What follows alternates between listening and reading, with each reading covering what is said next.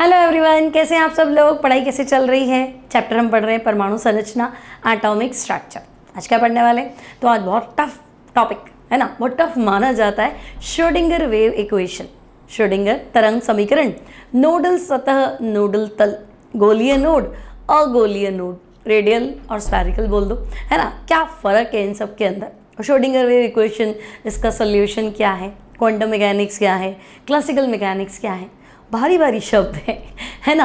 तो ये भारी भारी शब्दों को हम इजी वे में पढ़ने वाले हैं, ठीक है। डरना नहीं है। श्रोडिंगर वेव इक्वेशन देख के डर जाते हो, और श्रोडिंगर छोड़ो, बिल्कुल सिंपल है ना।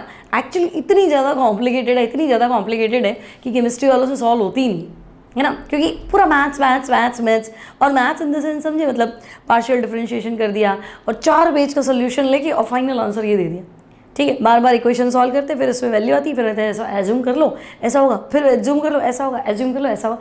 तो भाई फाइनल 5-10 पेज लगा के और फिर आएगा हाँ ठीक है ये आंसर है। और केमिस्ट्री वालों को इतनी मैथ्स आती तो फिर चाहिए क्या था, मैथ्स ही पढ़ा लेते, है ना। तो ले देखे कोई मतलब नहीं है, फिजिकल सिग्निफिकेंस भी नहीं है। जैसे आप श्रोडिंगर इक्वेशन पढ़ेंगे, आपको देखा भाई इसकी इक्वेशन का आंसर सही है, सही स्क्वायर है, उसका कोई फिजिकल सिग्निफिकेंस ना, भौतिक महत्व कुछ है भी नहीं, ठीक है। बस ओके चलिए, आ रही इक्वेशन पढ़नी है। एक आध बार क्वेश्चन आया हुआ IIT के अंदर, है ना। आई थिंक 2011 में क्वेश्चन था। इसके अलावा आपको बिल्कुल सिंपल क्वेश्चन मिलेंगे। बहुत आपको यूँ डरना नहीं है कि इस क्वेश्चन को सॉल्व कैसे करूँगा, क्योंकि आपको सॉल्व नहीं करना है, आपको केमिस्ट्री पढ़ना, मैथ्स नहीं पढ़ना है, ठीक है। तो चलो स्टार्ट करते हैं। तो भाई 2 टाइम से, या मैं कह दूँ क्वांटम मैकेनिक्स की बात करूँ तो क्वांटम मैकेनिक्स ब्रांच है केमिस्ट्री की, फिजिक्स की।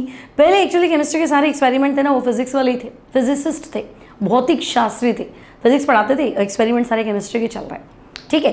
तो केमिस्ट्री की एक ब्रांच मान लो, अब फिजिक्स की गए तो उसको ही मान लेना, है ना। क्वांटम मैकेनिक्स, क्वांटम यांत्रिकी। तो इससे पहले क्या चल रहा था, इससे पहले चल रहा था क्लासिकल मैकेनिक्स, चीर सम्मत यांत्रिकी, क्लासिकल मैकेनिक्स। क्लासिकल मैकेनिक्स मतलब ब्रांच है, साइंस की ब्रांच मान लेते हैं। अब केमिस्ट्री फिजिक्स लड़ाई करते हैं तो साइंस की ब्रांच मान लेते हैं, है ना। विज्ञान की वो शाखा जो ये मान रही है कि भाई न्यूटन्स लॉ जो है वो बिल्कुल परफेक्ट है, न्यूटन के गति के नियम आप सब पे लगा दो। तो बच्चे न्यूटन के गति के नियम बिग बॉडीज़, है ना, मैक्रोस्कोपिक बॉडीज़, बड़े पिंडों पे लगा सकते हैं जिन पे गुरुत्वाकर्षण काम करता है, उन पे लगा सकते हैं। लेकिन माइक्रोस्कोपिक बॉडीज़ पे कैसे लगाएंगे, इलेक्ट्रॉन पे, प्रोटॉन पे, ये लोग तो दिखते ही नहीं, अणु पे, परमाणु पे, तो वो छोटी बॉडीज़ है, इन पे तो नहीं लगेगा। तो क्लासिकल मैकेनिक्स साइंस की ब्रांच थी जो न्यूटन्स लॉ को फॉलो कर रही थी। फिर हमने कहा इलेक्ट्रॉन प्रोटॉन पे आपके न्यूटन्स लॉ तो नहीं लगने वाले, क्योंकि ये तो वेव नेचर रख रहे, इतने फास्ट है, इतना फास्ट पार्टिकल हो नहीं सकता।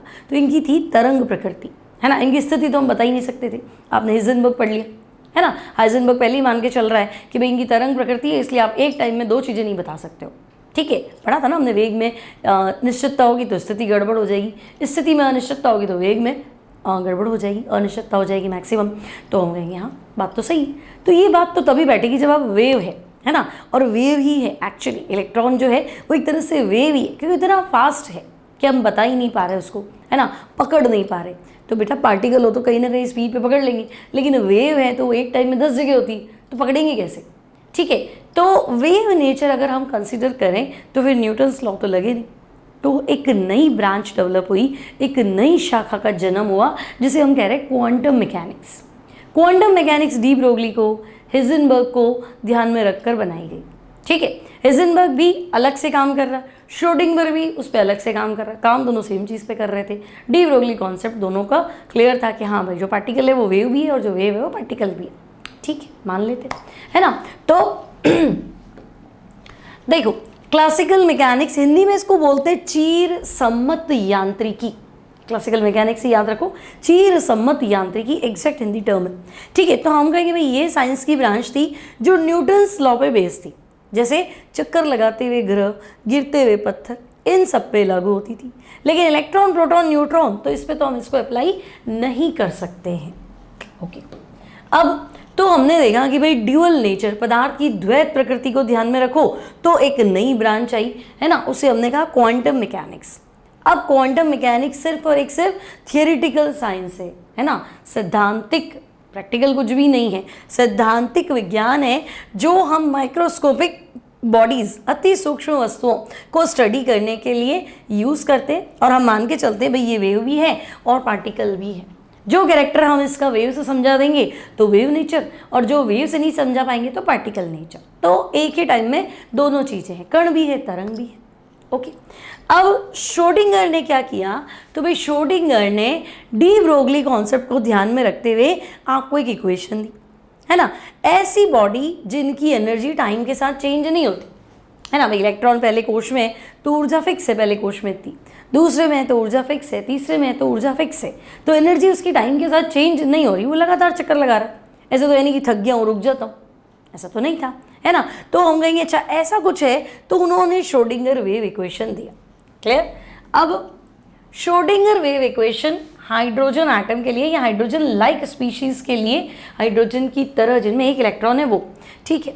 तो बच्चे श्रोडिंगर वेव इक्वेशन है आपका del square psi, partial differentiation है, आंशिक, है ना, पार्शियली बोलते हैं ना, del square psi upon del x square plus del square psi upon del z y square plus del square psi upon del z square plus 8 pi square m upon h square E minus V psi equals to 0।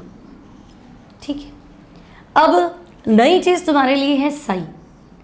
इसको बोलेंगे क्या, तो भाई ये है साई, ये साई, साई, त्रिशूल मत बोलना, ये त्रिशूल, त्रिशूल ये क्या होता है त्रिशूल जैसा साइन है साई, है ना। वैसे भी भगवान शिव तो कॉम्प्लिकेटेड है ना, तो फिर ये कॉम्प्लिकेटेड इक्वेशन है, इसलिए साइन इसको ऐसा मिला है। ठीक है, तो साई, अब ये साई क्या है, तो बच्चे साई है तरंग फलन, वेव फंक्शन।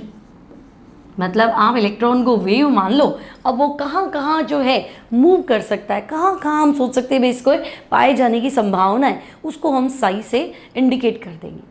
ठीक है, अब m आपका मास हो गया, h प्लैंक कांस्टेंट हो गया, e और v, तो बच्चे e है सिस्टम की टोटल एनर्जी, कुल ऊर्जा। ठीक है, और v क्या है, तो हम कहेंगे v है सिस्टम की पोटेंशियल एनर्जी, स्थितिज ऊर्जा। ओके, और h तो प्लैंक कांस्टेंट, सारी बातें चली प्लैंक कांस्टेंट के हिसाब से रही, है ना। तो हम कहेंगे ओके, जब भी आप वेव कंसिडर करते हो तो प्लैंक बीच में आ जाता है, जब भी पार्टिकल कंसिडर करते हो तो प्लैंक बीच में आता है। भाई एच न्यू बोलो और उसी को h बाय लैम्डा बोल दो, कण भी हो गया, तरंग भी हो गया। ठीक है, तो ये इक्वेशन है श्रोडिंगर तरंग समीकरण। अब इसको सॉल्व आपको नहीं करना है, बहुत कॉम्प्लिकेटेड है, बहुत ज़्यादा कॉम्प्लिकेटेड है ना। बहुत बड़ा गणितज्ञ होगा वो इसको सॉल्व करेगा, और सॉल्व यूँ नहीं, ये 2 स्टेप में आंसर आ गया। सॉल्व करने के लिए 4-5 पेज लग जाएंगे, तब जाके एक फाइनल आंसर आएगा। अब वो भी पॉसिबल है या नहीं है, वो भी आपको सोचना पड़ेगा। ठीक है, तो साई मतलब तरंग फलन कह दो, तरंग आयाम बोल दो कि भाई इलेक्ट्रॉन ऐसे चक्कर लगा रहा है ना, ठीक है, तरंग रूप में, तो यहाँ हो सकता है इलेक्ट्रॉन मिले, उसी टाइम आपको लगे यहाँ मिले, उसी टाइम यहाँ मिले, यहाँ मिले, यहाँ मिले, तो तरंग तो एक टाइम में 20 जगह हो सकती, तो 20 वैल्यू मिल जाएगी। तो साई के जो संभावित मान मिल रहे हैं उनको आइगेन वैल्यू बोलते हैं, आइगेन मान। ठीक है, और हम इसको ऐसे भी लिख सकते हैं, H psi equals to E Sai. तो एच क्या है, हैमिल्टोनियन ऑपरेटर। ऑपरेटर होते हैं ना, मैथ्स में अलग अलग ऑपरेटर होते हैं, तो ये हैमिल्टोनियन ऑपरेटर। ठीक है, अब साई जो है, तो भाई साई के इसको बहुत सारी इक्वेशन को सॉल्व किया हाइड्रोजन एटम के लिए, तो साई के बहुत सारे मान मिले, है ना। लेकिन साई क्या है कि इलेक्ट्रॉन मिलने के चांसेस, तो मुझे बताओ इलेक्ट्रॉन मिलने की संभावना, तो संभावना कभी नेगेटिव थोड़ा ना होती, बारिश आएगी, संभावना है, तो मैंने पहले ही एक वर्ड जोड़ दिया संभावना, तो मतलब मैं 100% तो हुई नहीं, तो जब मैं 100% नहीं हूँ तो उसमें नेगेटिविटी कैसी है, उसमें तो कोई नेगेटिविटी नहीं है। मैं कहते हमारा सिलेक्शन हो जाएगा, चांसेस है, तो 100% तो आप लिख के नहीं दे रहे हो ना, तो जब आप एग्जैक्ट नहीं कह रहे हो मतलब आप पॉसिबिलिटी कह रहे हो, तो पॉसिबिलिटी नेगेटिव कैसे हो सकती है। ठीक है, तो आप बताओगे भी समीकरण को हमने सॉल्व किया, श्रोडिंगर इक्वेशन, समीकरण को हल करने पे साई के कुछ वैल्यूज जो है वो नेगेटिव भी प्राप्त हुई, साई के मान ऋणात्मक भी प्राप्त हुए। ठीक है, साई की कुछ वैल्यूज़ जो है वो नेगेटिव मिली, साई के मान ऋणात्मक भी प्राप्त हुए। तो अब संभावना तो आपकी नेगेटिव थी नहीं, है ना। फिर हम क्या लिखेंगे, परंतु इलेक्ट्रॉन फाइंडिंग प्रोबेबिलिटी, इलेक्ट्रॉन पाए जाने की संभावना, इलेक्ट्रॉन पाए जाने की संभावना वो तो कभी नेगेटिव होती ही नहीं है, कभी भी ऋणात्मक नहीं होती है। इलेक्ट्रॉन फाइंडिंग प्रोबेबिलिटी कभी भी नेगेटिव नहीं होती है, ऋणात्मक नहीं होती है। ठीक है, बात तो सही कह रहा है। इलेक्ट्रॉन पाए जाने की संभावना कभी भी ऋणात्मक नहीं होती है। तो अब क्या करें, तो हम साई के स्थान पर, साई की जगह क्या लेंगे, तो हम कहेंगे साई के स्थान पर साई स्क्वायर का प्रयोग करते हैं। क्लियर, आपको मेरी इतनी बात समझ में आ गई। भाई साई नहीं लेंगे, हम क्या लेंगे, तो हम ले लेंगे साई स्क्वायर। ठीक है, क्लियर है ना, समझ में आ गया। श्रोडिंगर इक्वेशन तो हम लिख लेंगे भाई डेल स्क्वायर साई, है ना, अपॉन डेल एक्स स्क्वायर। अब del square psi upon del x square मतलब आइडिया दे देती हूँ मैं भाई, इसका मतलब लगभग ये मान लो कि 3 कोऑर्डिनेट है, इलेक्ट्रॉन एक्स एक्सेस में, वाई एक्सेस में, जेड एक्सेस में, कहाँ है वो तो पता नहीं, तो हम कहेंगे संभावना बोलो। तो इसको मान लो एक्स अक्ष में इलेक्ट्रॉन मिलने की संभावना, ये मान लो वाई एक्सेस में इलेक्ट्रॉन मिलने की संभावना, चांसेस, और इसको मान लो जेड अक्ष में इलेक्ट्रॉन मिलने की संभावना। ठीक है, अब सारी संभावनाएं जो है ना, इसको तुम ऐसे भी लिख सकते हो, V bar square plus 8 pi square m upon h square E minus V psi equals to 0, ऐसे मान लो। ठीक है, IIT अगर जाओगे तो फर्स्ट ईयर में वापस पढ़ना पड़ेगा। क्लियर, तो ये जो वी बार स्क्वायर मैं लिख रही हूँ ना, इसको तुम्हें बोलना है, ये भी एक ऑपरेटर है, इसको हम बोल सकते हैं लैप्लेसियन ऑपरेटर। भाई मैथ्स वाले अलग अलग ऑपरेटर होते हैं, बायो वालों को तो बिल्कुल भी क्या बोलूँ, हवा नहीं लगेगी ऐसा नहीं है, अच्छे स्मार्ट बच्चे होते हैं बट उनकी मैथ्स होती नहीं है, थोड़ा मैथ्स में आतंक होता है ना। तो आपको ज़्यादा नहीं ध्यान रखना, आपको भी ये श्रोडिंगर इक्वेशन है, ठीक है, इसको साई बोलना है। इसको ऐसा मान लो भाई एक्स एक्सेस में इलेक्ट्रॉन मिलने के चांसेस, वाई एक्सेस में मिलने के चांसेस, जेड एक्सेस में मिलने के चांसेस। अरे अब ये बोला मैडम आपके क्या था, बायो था मैथ्स था, मेरे दोनों सब्जेक्ट थे, 11th में मैथ्स भी था, बायो भी था। ठीक है, लेकिन अब बहुत टाइम हो गया तो फिर ओके, है ना, एकेडमिक्स में चले गए तो हम MSc केमिस्ट्री हो गया, फिर आपका PhD हो गया, है ना, तो फिर वो केमिस्ट्री तो फिर हमें भी थी, मैथ्स काम में नहीं आती। तो ठीक है, जितना है बता देती हूँ आपको, इसको हम बोलेंगे लैप्लेसियन ऑपरेटर। ठीक है, या फिर वो H psi equals to E psi. Clear, अब रिजल्ट आपका कह रहा है कि भाई साई तो नेगेटिव भी आएगा, हम कह रहे हैं एक तो संभावना कह रहे हो वो भी नेगेटिव, तो बारिश आएगी उसमें भी नेगेटिविटी तो आएगी, तो तुम तो खुद भी ये कह रहे हो ना, शायद बारिश आएगी, तो शायद लगा दिया, पॉसिबिलिटी लगा दी, तो पॉसिबिलिटी तो कम से कम पॉजिटिव होती है, संभावना कभी भी नेगेटिव नहीं होती है ना। तो साई की वैल्यू हमें नेगेटिव नहीं चाहिए थी, बट अगर सॉल्व करते तो आंसर नेगेटिव आ रहा है, तो हम कहेंगे चलो फिर साई स्क्वायर कर दो। तो बच्चे जहाँ हम बोल रहे हैं साई स्क्वायर, है ना, तो साई स्क्वायर मतलब इलेक्ट्रॉन फाइंडिंग प्रोबेबिलिटी मैक्सिमम। ठीक है, अगर कोई कह दे कि साई स्क्वायर, तो मैं कह दूंगी भाई साई स्क्वायर मतलब इलेक्ट्रॉन पाए जाने की संभावना, है ना, श्रोडिंगर का आंसर, तो हम कहेंगे साई स्क्वायर, और साई स्क्वायर इलेक्ट्रॉन पाए जाने की संभावना। ठीक है भाई, Sai square means electron finding probability. अब संभावना कभी माइनस हो नहीं सकती थी, इसलिए हमने साई के स्थान पे साई स्क्वायर को यूज किया। चलो मान लिया। अब बच्चे साई स्क्वायर जहां अधिकतम है ना, साई स्क्वायर का मान अधिकतम मतलब नाभिक के चारों ओर का वह क्षेत्र जहां इलेक्ट्रॉन पाए जाने की संभावना क्या है, अधिकतम, तो उसको तुम बोलोगे ऑर्बिटल, कक्षक। बताया था मैंने तुम्हें कक्षक की धारणा, श्रोडिंगर कॉन्सेप्ट। तो नाभिक के चारों ओर का वह क्षेत्र जहां इलेक्ट्रॉन पाए जाने की संभावना अधिकतम है, उसको हम बोलेंगे ऑर्बिटल यानी कि कक्षक। ध्यान रखना, कक्षा नहीं, उपकोष नहीं, कक्षक की बात कर रही।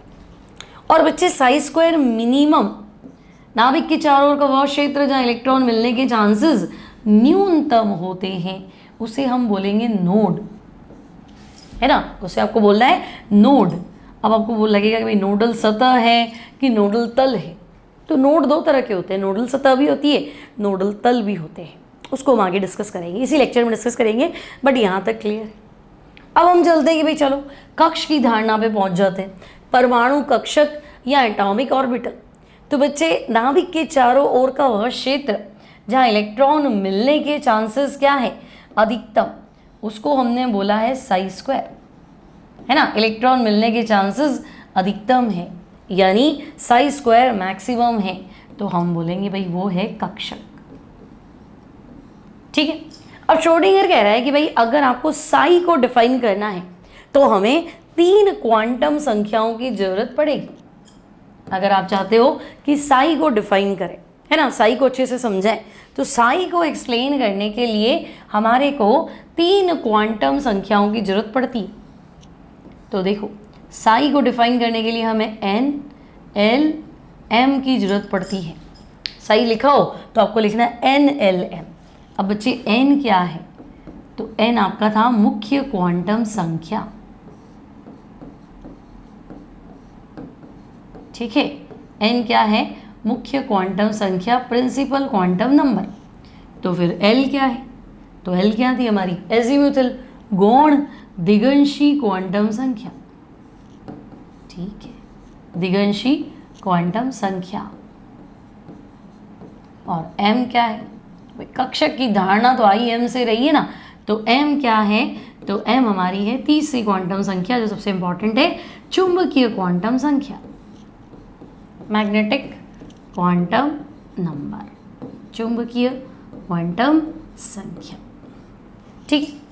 अब मान लो तुम फंस जाओ, तुम्हें मान लो क्वेश्चन मिले कि ऐसा करो साई 420 के लिए क्वांटम संख्याएं बताओ, तो बच्चे साई NLM होता था, तो तुम कहोगे n का मान तो 4 है, l का मान तो बेटा याद है ना तुम्हें 0 1 2 3 क्या सिखाया था मैंने, S P D F, है ना। तो l का मान 2 है और m तो भाई m 0 है, सॉरी m तो ऐसे दिया ना 0, तो 0 है।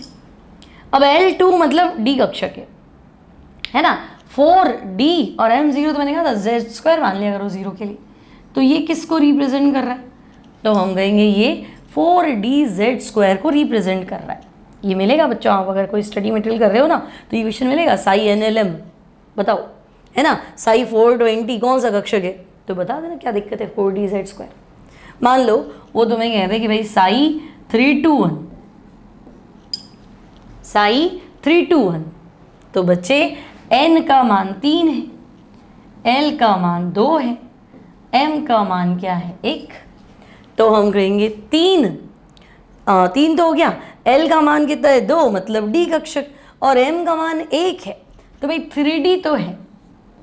अब वो DXY भी हो सकता है, YZ भी हो सकता है, XZ भी हो सकता है, X² Y² भी हो सकता है, ऐसे कुछ डिफाइन नहीं है ना। तो मान लो मैंने लिख दिया 3DYZ, ठीक है, XZ भी हो सकता था, मतलब m के मान तो आपको पता है ना -L से +L के बीच में घूमते रहते हैं इस तरीके से। तो ऐसे क्वेश्चन बना लो कि साई 420 किसको रिप्रेजेंट कर रहा है, साई 321 किसको रिप्रेजेंट कर रहा है, सिंपल से क्वेश्चन है। ठीक है, अब हम कहेंगे ओके चलो, अब कक्षक की धारणा बोले तो कक्षक तो हमारे पास 4 है, SPDF। अब S को आपने बोला है कि भाई S कक्षक जो है वो गोलाकार होता है ना भाई, S कक्षक क्या होता है, गोलाकार।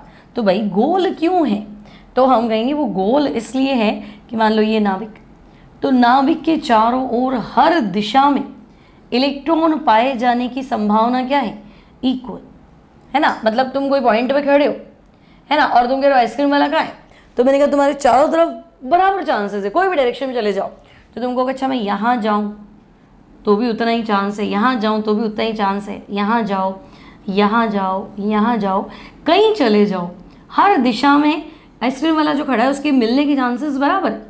अब मैं कहूँ इस शेप के बारे में पता लगाओ, तो भाई ये शेप तो गोल है, तो S कक्षक जो है वो गोलाकार है, समझे मेरी बात, S कक्षक गोलाकार है, तो हम कहेंगे हाँ बिल्कुल, क्योंकि नाभिक के चारों ओर चारों दिशाओं में इलेक्ट्रॉन मिलने के चांसेस क्या है, बराबर है, इसलिए S कक्षक को हम गोलाकार बोलते हैं।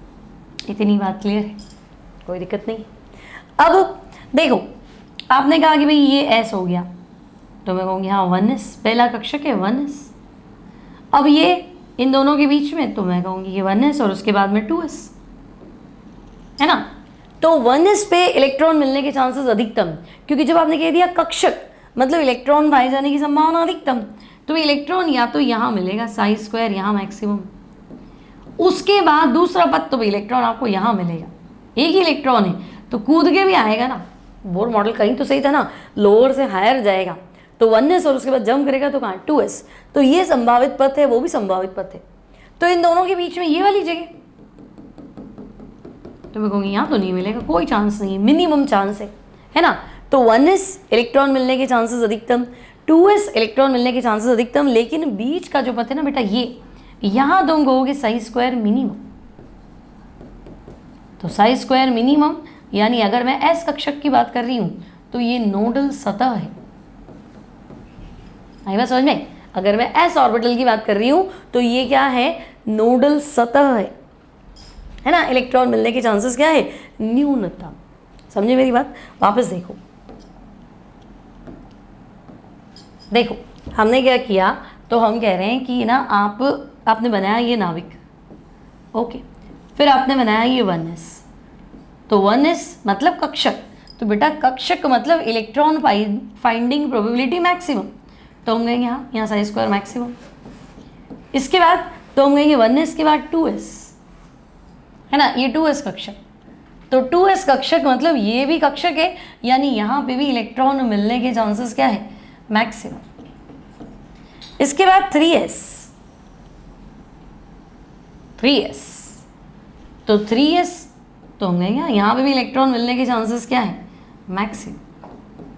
तो मतलब 1s पे मिलेगा, 2s पे मिलेगा, 3s पे मिलेगा ना, पर बीच में जो जगह बनाई है तो भाई यहाँ तो नहीं मिलेगा, और नहीं मिलेगा मतलब तो देखो ये है तुम्हारी फर्स्ट नोडल सरफेस, है ना। सॉरी ये नाभिक के अंदर आ गया क्या, 1s और 2s के बीच की जगह जहाँ इलेक्ट्रॉन नहीं मिलेगा, तो ये हमारी फर्स्ट नोडल सरफेस, यहाँ आपका इलेक्ट्रॉन नहीं मिलेगा, ये सतह क्योंकि गोलाकार है तो भाई यहाँ इलेक्ट्रॉन आपका नहीं मिलेगा, सरफेस पे इलेक्ट्रॉन मिलने के चांसेस कुछ भी नहीं है, ओके।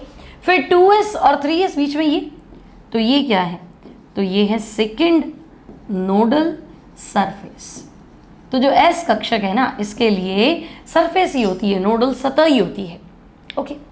तो देखो नाभिक में नहीं मिलता था, या तो मिलेगा ही सही 1s पे, फिर 2s पे मिलेगा, दोनों के बीच में नहीं मिलेगा, तो 2s के लिए एक नोडल सतह, 3s के लिए तो मैं कहूँगी 2 नोडल सतह, फिर मैं 4s बना दूँ तो तुम कहोगे 3 नोडल सतह। तो बच्चे जो नोडल सरफेस आ रही है ना आपके पास, नोडल सतह आ रही है, नोडल सरफेस वो कितनी आ रही है, तो मैं कहूँगी s कक्षक के लिए अगर आप बात कर रहे हो तो वो n-1 आ रही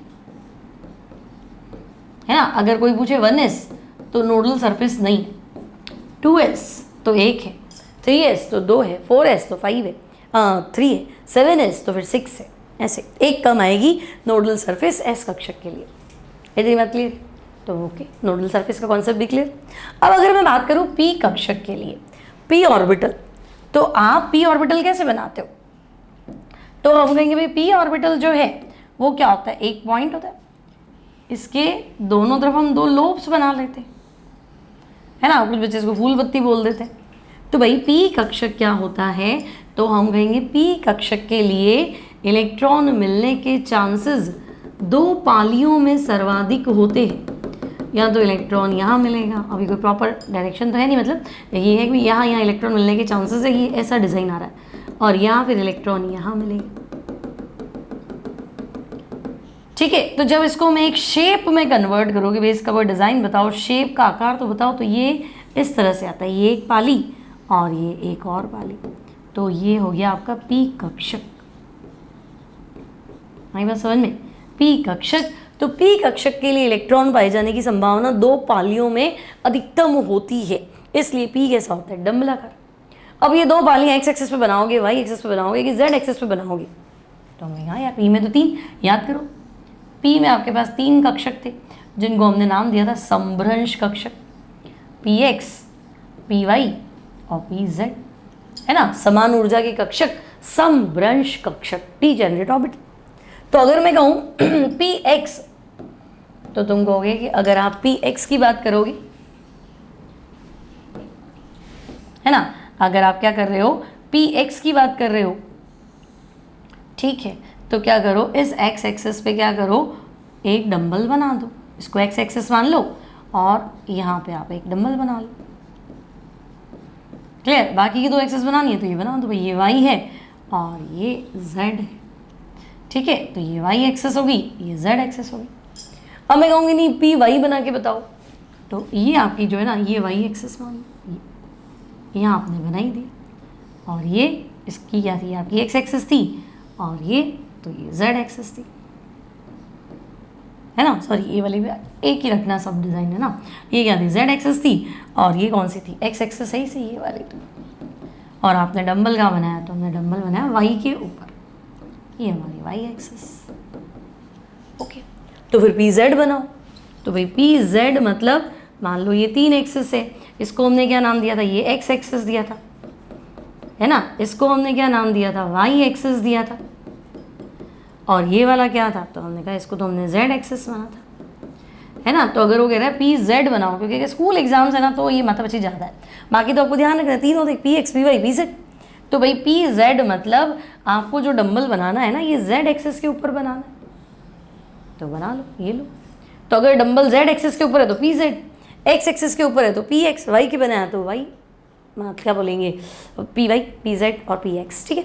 अब ये कुछ ऐसा है, देखो तीनों पी कक्षक जो होते हैं ना, एक दूसरे के 90 डिग्री पे होते हैं, इस तरह का डिज़ाइन, ये बहुत काम आता है आपको। मान लो ये एक्स, ये वाई, ये पी जेड, ये वाला मैंने आपको पहले ही बताया था, इलेक्ट्रोमैग्नेटिक रेडिएशन, विद्युत चुंबकीय विकिरण, magnetic component, electric component, path of propagation, है ना, कुछ भी बोलो, इसको संचरण पथ बोल दो, इसको विद्युत कंपोनेंट बोल दो, है ना, और इसको मैग्नेटिक कंपोनेंट बोल दो, तीनों एक दूसरे क्या होते हैं, परपेंडिकुलर, ठीक है। तो सिमिलरली अगर ये p x y, p x है मतलब डंबल यहाँ बनानी है, इलेक्ट्रॉन मिलने के चांसेस यहाँ हैं, तो भाई अगर इलेक्ट्रॉन मिलने के चांसेस यहाँ हैं तो इन दोनों के बीच में नहीं है। अगर इलेक्ट्रॉन्स मिलने की संभावना एक्स एक्सिस पे है तो वाई और जेड के बीच में तो नहीं होगा, और जहाँ नहीं होगा उसको क्या बोलते हैं, नोडल। एस कक्षक के लिए तो सतह होती है, बाकी नोडल तल होता है। तो हम कहेंगे अच्छा ठीक है, तो भैया अगर पूछे कि लो पी एक्स, तो आप पी एक्स को समझा दो, हाँ देखो ये पी एक्स है, पी एक्स के लिए नोडल तल बताओ। तो बेटा पी एक्स का नोडल तल मतलब एक्स एक्सिस पे तो इलेक्ट्रॉन मिलेगा, तो कहाँ नहीं मिलेगा, तो हम कहेंगे एक्स के में तो मिलेगा, वाई और जेड के बीच में इलेक्ट्रॉन मिलने का कोई चांस नहीं है, तो पी एक्स का नोडल तल वाई जेड। सिमिलरली आपने ये पी वाई बना दिया, तो वाई एक्सेस पे तो इलेक्ट्रॉन मिल रहा है ना, जैसे मान लो ये वाई एक्सेस यहाँ तो मिल रहा है, तो एक्स और जेड के बीच में कोई ऐसा प्लेन आएगा जहाँ इलेक्ट्रॉन मिलने के चांसेस नहीं है ऐसे, तो हम कहेंगे ओके पी वाई पे मिल रहा है, तो इसका नोडल तल जो होगा वो एक्स और जेड होगा, ठीक है। जैसे ध्यान रखो पी वाई है तो वाई को छोड़ के बाकी दो लिख दो x Z. Similarly P Z है, तो अगर बच्चे जेड एक्सिस पे इलेक्ट्रॉन मिलने के चांसेस है तो कहाँ नहीं है, तो आपको बोलना है एक्स वाई के बीच में नहीं है, तो यहाँ नोडल प्लेन आएगा, एस ऑर्बिटल के लिए नोडल सरफेस आती है। आगे बात समझ में, यहाँ तक कोई दिक्कत नहीं। ये अब हम बात करें कि भाई डी ऑर्बिटल, तो अच्छा समभ्रंश कक्षक, तो समभ्रंश कक्षक क्या होते हैं, तो हम कहेंगे समभ्रंश कक्षक मतलब समान ऊर्जा के कक्षक। समभ्रंश कक्षक का मतलब क्या होता है, तो हम कहेंगे ऑर्बिटल्स ऑफ सेम एनर्जी, समान ऊर्जा के कक्षक को हमने नाम दिया है समभ्रंश कक्षक, ठीक है। अब एस में तो देखो अकेला ही है, एस में कितने समभ्रंश कक्षक है, तो हम कहेंगे एस तो अकेला ही है। अब इसको चाहे घर बोलो या फिर बिल्डिंग बोलो, चाहे रूम बोलो, सब एक ही चीज़ है। पहला कोश, उसमें एस उपकोश है, उसी को एस कक्षक बोल दो, ठीक है। तो ये अकेला है। पी में कितने समभ्रंश कक्षक है, तो बच्चे पी में 3 बनाए थे ना हमने, पी में कितने हैं, पी एक्स, पी वाई और पी जेड, 3 समान ऊर्जा के कक्षक है। अब डी की बात करूं, डी में कितने समभ्रंश कक्षक है, तो हमने पढ़ा था भाई डी में 5 कक्षक होते हैं, डी उपकोश में 5 घर होते हैं, d x y, d y z, d x z, d x square minus y square और डी जेड स्क्वायर, ठीक है। और एफ में कितने समभ्रंश कक्षक है ना, एफ उपकोश में कितने समभ्रंश कक्षक है, how many degenerate orbitals are in f orbital. तो 3 3 6 और 1 7। तो एफ उपकोश में कितने समभ्रंश कक्षक हैं? तो तुम कहोगे 7। ठीक है। पी उपकोश में कितने समभ्रंश कक्षक है? 3। डी में कितने समभ्रंश कक्षक है? तो 5। समान ऊर्जा इसलिए 7 में बनाने। इतनी बात क्लियर है। अब हमने कहा भाई एस पढ़ लिया, पी पढ़ लिया, डी पढ़ लिया, एस पढ़ लिया, पी पढ़ लिया, डी नहीं पढ़ा। ठीक है। तो देखो डी ऑर्बिटल, अब हम बात करें डी ऑर्बिटल। तो डी कक्षक के लिए इलेक्ट्रॉन पाए जाने की संभावना 4 लोब्स में, और एफ तो फिर और कॉम्प्लिकेटेड हो जाता है। तो हम कहेंगे देखो डी में 5 होते हैं ना, एक डी एक्स वाई है ना। तो बच्चे डी एक्स वाई मतलब अगर ये एक्स एक्सिस है और ये वाई एक्सिस है तो इलेक्ट्रॉन मिलने के चांसेस एक्स और वाई तल के बीच में है ना। ये एक्स एक्सिस है, ये वाई एक्सिस है ना, तो इनके बीच में इलेक्ट्रॉन मिलने के चांसेस क्या है? मैक्सिमम है, एक्स और वाई के बीच में। ये बिटवीन द एक्सिस है, तो इसको मैं लिखूंगी डी एक्स वाई। ठीक है। तो अगर डी एक्स वाई मतलब ये एक्स एक्सिस मान लो, ये वाई एक्सिस मान लो, इसको एक्स अक्ष मान लो, इसको वाई अक्ष मान लो, तो यहाँ 4 लोब्स ऐसी है जहाँ इलेक्ट्रॉन मिलने के चांसेस अधिकतम। तो एक्स और वाई के बीच में ही है ना, वाई जेड के बीच में तो नहीं है, एक्स जेड के बीच में तो नहीं है। तो अगर मैं तुमसे कहूँ कि डी एक्स वाई का नोडल तल बताओ, डी एक्स वाई का नोडल तल बताओ, तो तुम्हें बोलना है वाई जेड और तुम्हें बोलना है एक्स जेड। एक तो वाई जेड और एक एक्स जेड। ठीक है। तो अगर मैं आपसे कहूँ कि अच्छा ठीक है दूसरा बताओ डी ऑर्बिटल, तो डी एक्स वाई, दूसरा क्या था? D y z. तो अब इसको वाई एक्सिस बना दिया, इसको जेड एक्सिस पे बनाने के लिए मैंने इसको ऐसे बना। ठीक है। तो अब इलेक्ट्रॉन मिलने के चांसेस वाई और जेड एक्सिस के बीच में है, वो भी 4 पालियों में। This is d y z. तो इसका आप बता दो नोडल तल, है ना, डी वाई जेड का नोडल तल।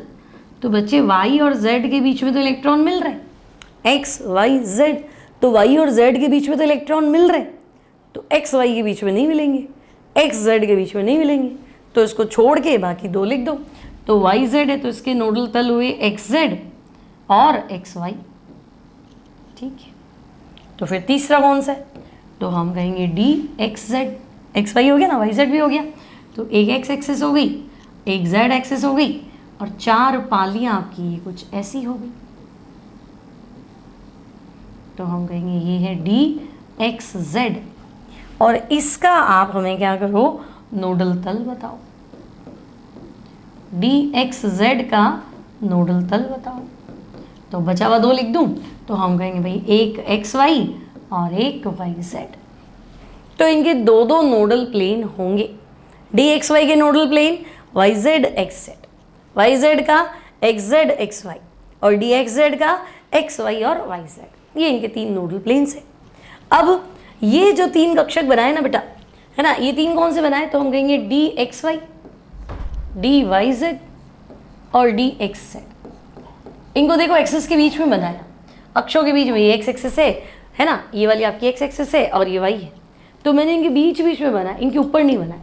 तो ये जो 3 का सेट है इसको वैसे T2G बोलते हैं, और ये है अक्षों के मध्य, बिटवीन द एक्सिस, अक्षों के मध्य। ठीक है। अब 2 ऑर्बिटल और है हमारे पास,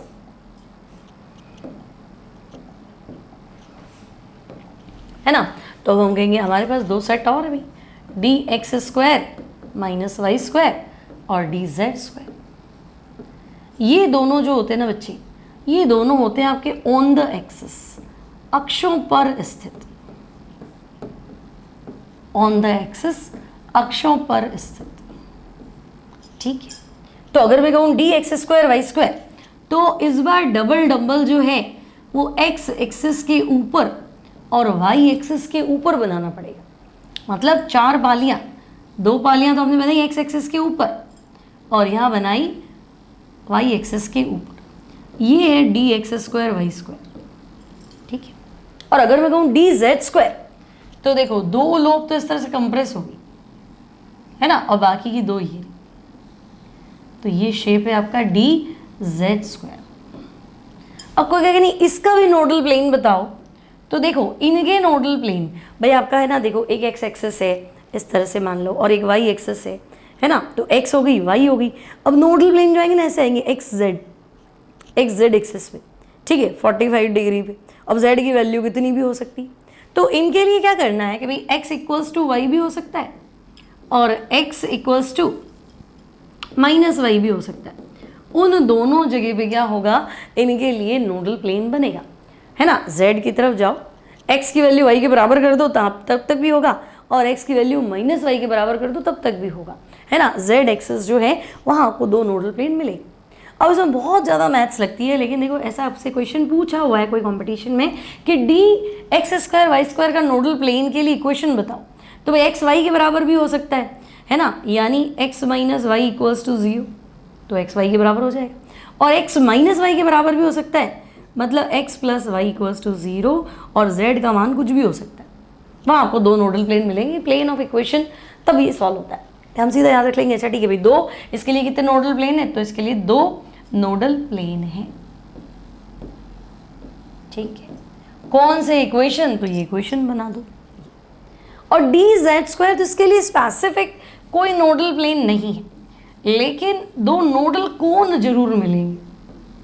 प्लेन तो नहीं मिलेगा क्योंकि पूरे जेड एक्सेस को आपने घेर रखा है ना, तो दो नोडल कोन मिलेंगे, लेकिन नोडल प्लेन जो है वो कोई स्पेसिफिक नहीं है, वेल डिफाइन नहीं है कि यहाँ इलेक्ट्रॉन मिलने के चांसेस मिनिमम है, ऐसा कुछ भी नहीं है।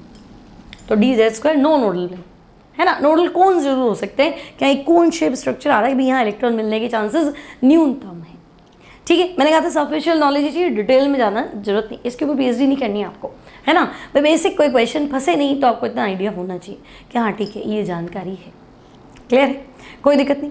अब हम बात करते हैं कि चलो भाई नोडल आपका क्या हो गया, कक्षक वाली धारणा समझ में आ गई कि भाई कक्षक मतलब इलेक्ट्रॉन मिलने के चांसेस अधिकतम, ठीक है ना। यहाँ हमारे पास था ना कि भाई साई स्क्वायर मैक्सिमम, तो साई स्क्वायर मैक्सिमम को तो हमने नाम दिया था कक्षक, है ना।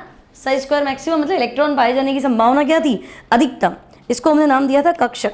और साई स्क्वायर मिनिमम, इसको हमने क्या नाम दिया था, इसको हमने नाम दिया था नोड, ठीक है।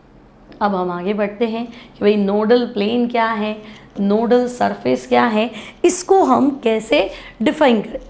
तो देखो नोड मतलब इलेक्ट्रॉन फाइंडिंग प्रोबेबिलिटी, इलेक्ट्रॉन मिलने के चांसेस, तो आप कह दो न्यूनतम, है ना। तो पहले मैं नोड को ही डिफाइन कर लेती हूँ कि नोड कितने प्रकार के हैं।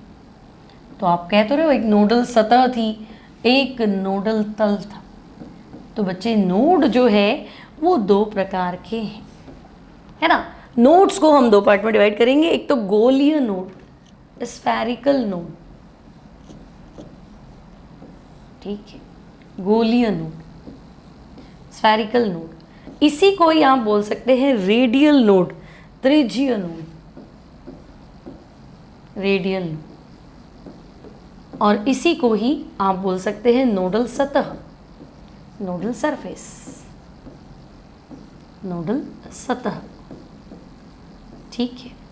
तो अब ये स्फेरिकल है तो नॉन स्फेरिकल हो जाएगा, है ना। गोलीय नोड ये क्या हो जाएगा, तो हम कहेंगे अगोलीय नोड, नॉन स्फेरिकल नोड, अगोलीय नोड, या तो फिर या त्रिज्यीय है ना। तो एक प्लेन में आ रहा था, वो प्लेनर प्लेन नहीं आएगा, इसको नोडल प्लेन बोल दो, या नोडल सतह था ना, तो आप इसको नोडल तल बोल दो।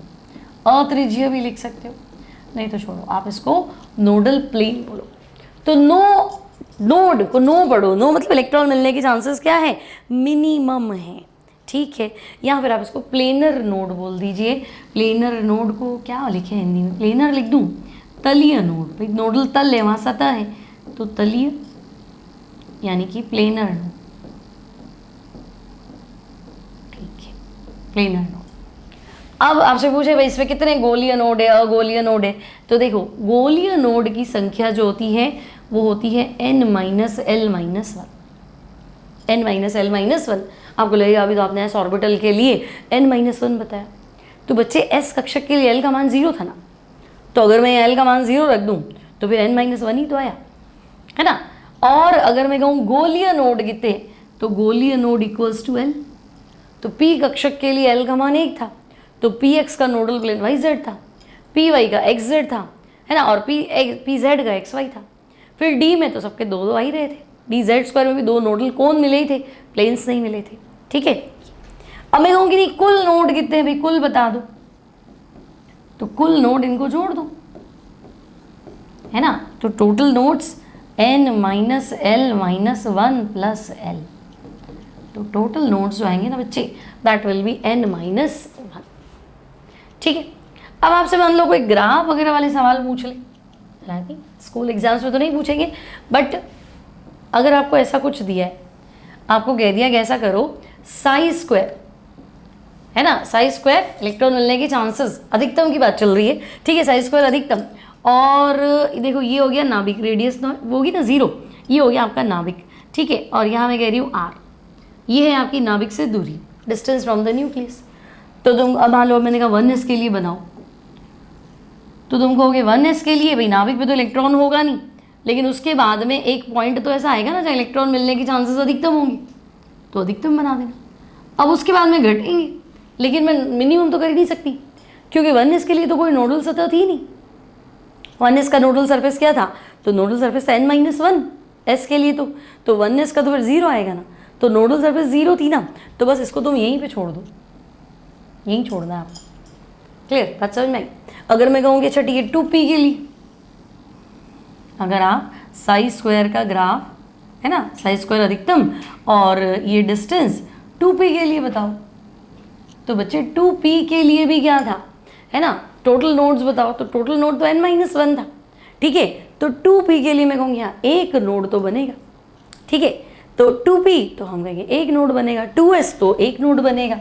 मान लो 2p हटा के मान लो तो मैं 2s कह दूँ, तो तुम कहोगे 2s के लिए नोडल सतह थी ना, 1s और 2s के बीच की जगह तो खाली थी, वहाँ इलेक्ट्रॉन मिलने के चांसेस नहीं थे, तो नहीं थे ना, तो पहले नाभिक, यहाँ तो इलेक्ट्रॉन होगा नहीं, फिर एक जगह आएगी अधिकतम, फिर न्यूनतम, है ना, टच मत करना 0 हो जाएगा, फिर तो मैं कहूँगी अधिकतम, और फिर तो पहली बार इलेक्ट्रॉन साई स्क्वायर मैक्सिमम मतलब 1s, और दूसरी बार अधिकतम तो मैं कह दूँगी 2s, लेकिन उसके बाद कम हो जाएगा। तो ये आपका ग्राफ है साई स्क्वायर और r के लिए, इतनी बात क्लियर है।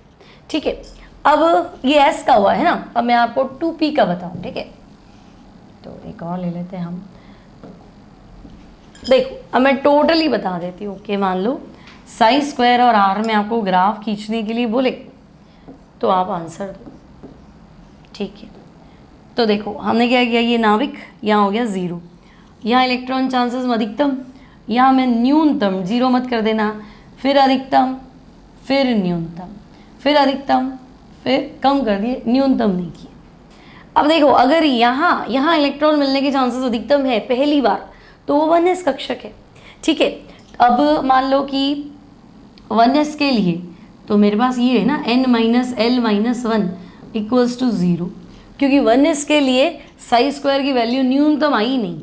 ये जो साई स्क्वायर न्यूनतम लग रहा है ना बेटा, ये नाभिक है r0, तो r0 मतलब नाभिक से दूरी को ही तो त्रिज्या बोलते हैं, तो r0 मतलब ये नाभिक है।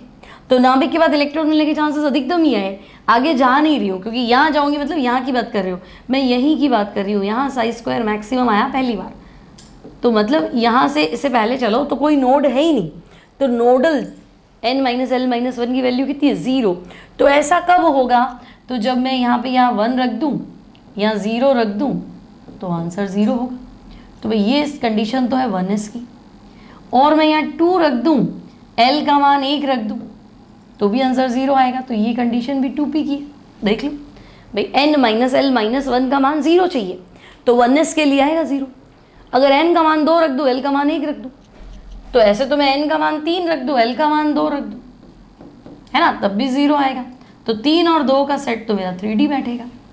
फिर अगर मैं n का मान 4 रख दूँ, l का मान 3 रख दूँ, तब भी 0 आएगा, तो फिर ये 4f बैठेगा।